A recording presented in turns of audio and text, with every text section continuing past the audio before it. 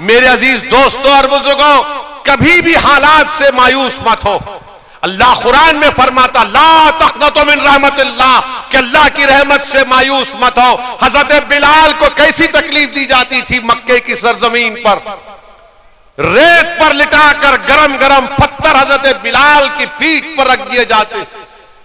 रसूलुल्लाह सल्लल्लाहु अलैहि वसल्लम ने जब हजरत बिलाल की तकलीफ देखी तो आंख में आंसू आ गए रहमतुल्लाह आलमीन के।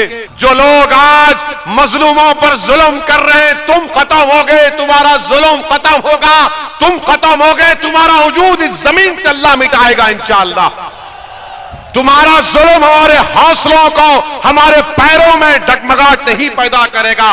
तुम जितना जुल्म करोगे हमारे हौसले बढ़ते जाएंगे, तुम जितना दबाओगे उतना उठेंगे इंशाअल्लाह ताला।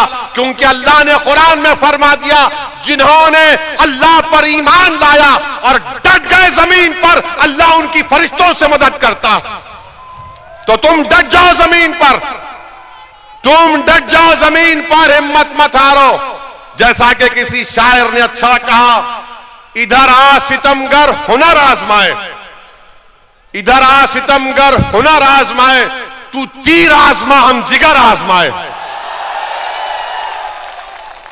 मेरे अजीज दोस्तों और बुजुर्गों, तारीख में भरी पड़ी है हजरत बिलाल की वो तकालीफ हमारे सामने। आए दिन कोई ना कोई वाकया मुसलमानों पर जुल्म किया जाता है, मगर मेरे अजीज दोस्तों और बुजुर्गों, याद रखो कि मक्का की सरजमीन है, मक्का की सरजमीन है, बिलाल हबशी है और हजरत बिलाल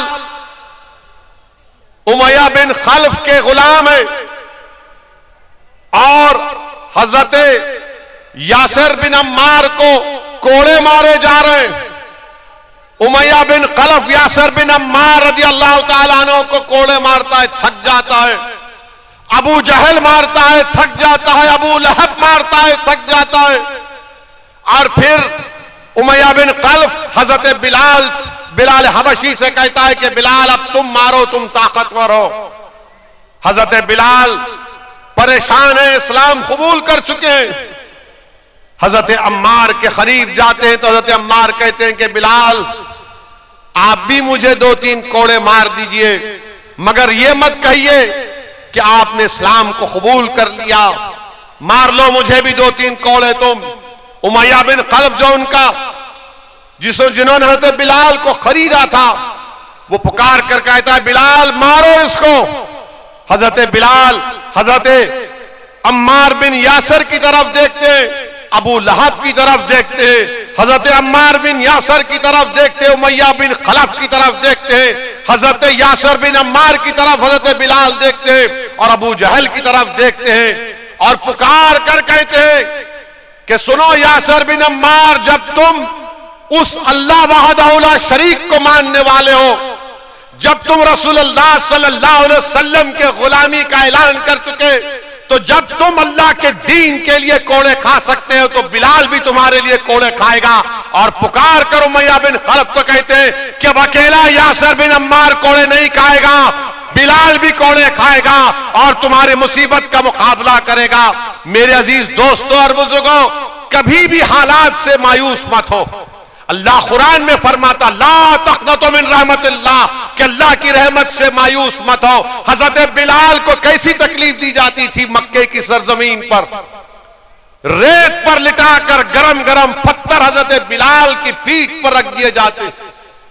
रसूलुल्लाह सल्लल्लाहु अलैहि वसल्लम ने जब हजरत बिलाल की तकलीफ देखी तो आंख में आंसू आ गए रहमतुल्लाह आलमीन के और दुआ की, या अल्लाह हजरत बिलाल के पर कुछ आजाद कर दे इस तकलीफ से।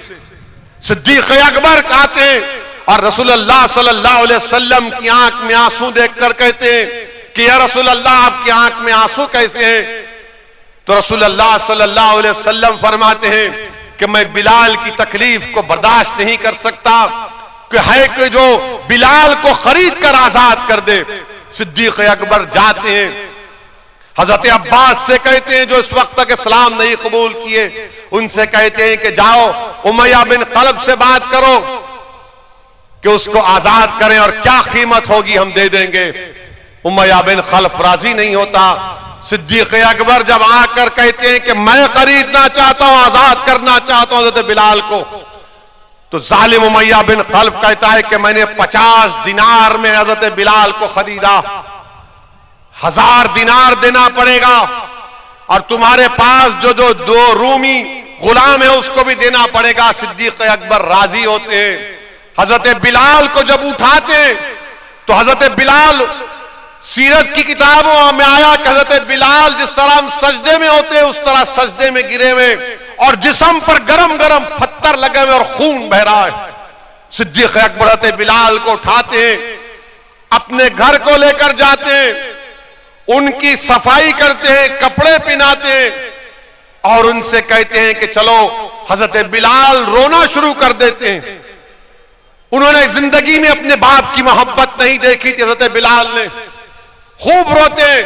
तो सिद्दीक अकबर उनसे कहते हैं कि बिलाल यहीं पर रो लेना, आका के सामने नहीं रोना, मैं दुनिया का रोना देख सकता हूं, रसूल अल्लाह सल्लल्लाहु अलैहि वसल्लम की आंख में आंसू को बर्दाश्त नहीं कर सकता।